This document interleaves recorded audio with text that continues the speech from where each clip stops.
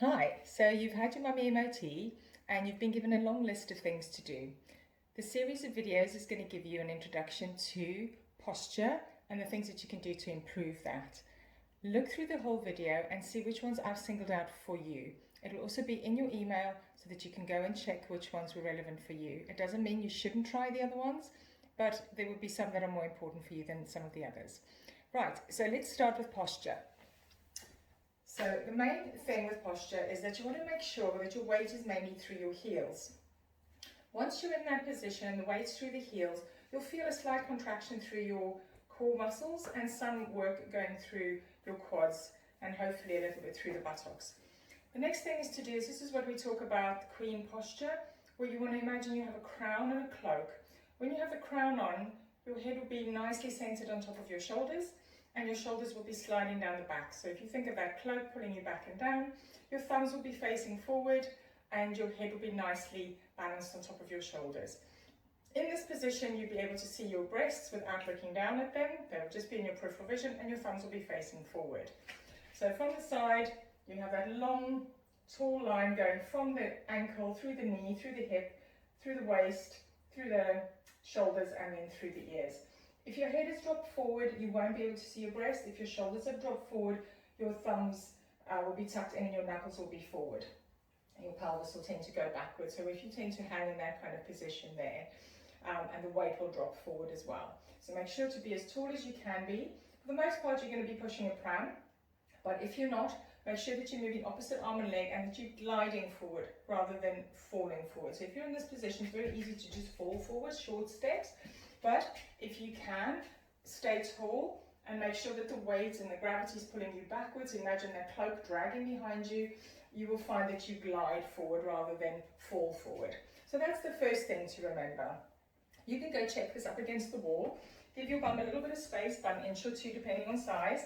And then touch your bum to the wall, touch your shoulders to the wall and touch the back of your head to the wall. In that position, if you feel you can get all of that there, you can do a couple of exercises. One is to tuck the ribs back into the wall as far as you can if you tend to have your ribs flared. So you just want to pull the ribs down and back as you breathe out, and you can couple this with the pelvic floor exercise, so pulling up through the pelvic floor as well as you breathe out and push the ribs back towards the wall. You may not touch, but that's what you're aiming for, so you're just trying to get those ribs tucked backwards. And you can do 10 repetitions of that. The other exercise to do in this position is a snow angel. So you're going to keep your arms touching the wall and go up as far as you can without your arms coming away from the wall. Now that's about my limit before I start either flaring through my ribs or I just get so tight my arms come away from the wall. So normally that's indicative of some thoracic tightness, so you can use the roller to release your upper back a little bit. Otherwise, just keep trying, see how far you can get. Keep the shoulders down, keep the head touching, keep the bum touching, whole arm touching as far up as you can go, and just see if you can improve day on day. The next important thing to be able to do is to pick up things off the floor safely. So when we pick up things, for the most part, people want to do this kind of positioning. That's incorrect, because what tends to happen if you get there is that you can't reach and then you bend your back to reach for the thing that you're trying to pick up. So what you want to try and do is a bow and bend method. So you're going to hinge from the hips, push your hips back as far as your hamstrings will allow you to go, so that you've got a nice straight back in that position, and your legs are soft, not locked all the way back, nice and soft. And then from there, you can bend the knees, but you can see my back staying absolutely straight. Pick whatever it is you're going to pick up, straighten the knees, push the bum forward, so you're doing a bow and bend method. That's how you need to do your deadlift. The other exercise that you can practice to get your deadlift better, if you're not that good at getting the bum back, go and stand about a foot away from the wall and see if you can hinge and touch the wall behind you. Now you should be able to get about a foot. If you can't, take a half a step back and see if you can get it there. If that's easy, come forward until you get that. And then just check as that back stayed absolutely straight. Okay, what you don't want is to be doing that. All right, so that's your basic queen posture and a couple of exercises at the wall for you. The next bit of posture I want to show you is how to sit properly, because if you're spending a bit of time breastfeeding, what we tend to do is go down to the baby, so we're sitting there, and that is why I see such tightness in mums in their upper backs. So you want to make sure that for the most part you've got your hips higher than your knees. This can be easily achieved by popping a couple of pillows under your bum, even if you're sitting cross-legged, making sure that your hips are higher than your knees. So you're sitting in that kind of position that keeps the pelvis slightly tilted forward.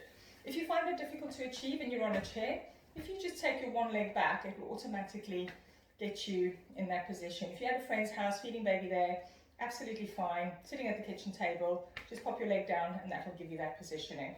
And then just prop up enough pillows so you've got baby coming up towards you, even if you're bottle feeding. Okay, so just making sure the hips are higher than the knees. And I'll show you how that changes my posture if I'm sitting there, as opposed to if I come all the way down on the seat and my hips and knees are in line, or even that would be the more natural posture for me to be in, comfortable but not very functional.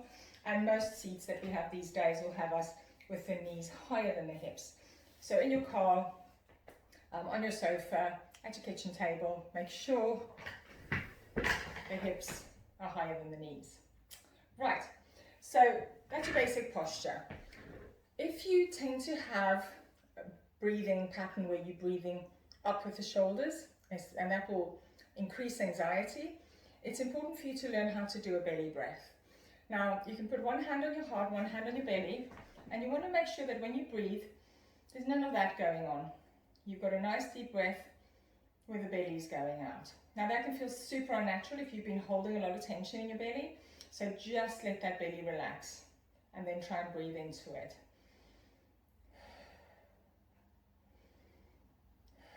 So that's your first breath, and that's how I'd like you to breathe as a rule. The second type of breath is called the bellow breath, or the lateral costal breath, if you want to be fancy. So your hands on your ribs for this one, and what you want to be doing is expanding the breath through the ribs.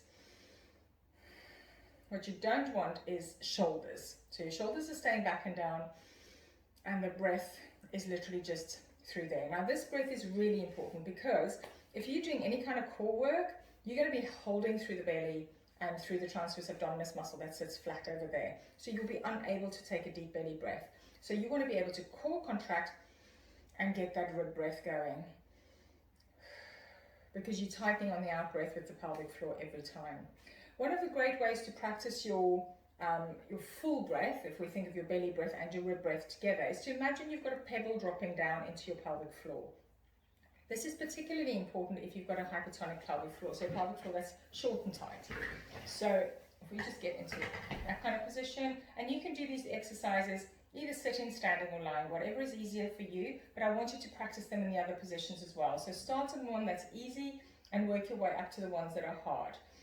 So you're going to imagine you've got a pebble, as you breathe in, dropping through to the pelvic floor, and the ripples on the pond are going through the pelvic floor, through the belly and through the ribs. So you want to imagine that expansion coming all the way out, and then as you breathe out, the pelvic floor contracts, the diaphragm contracts, the belly contracts, and the air comes out, the pebble comes out. So you're breathing in, let it settle, and breathe out. If you suffer with anxiety, there's some great breaths you can do. The easiest one is to remember is to have a longer out breath than in breath. That will calm your vagus nerve. So you breathe in for 7 seconds and you breathe out for 11 seconds. So you just breathe in for 7, breathe out for 11.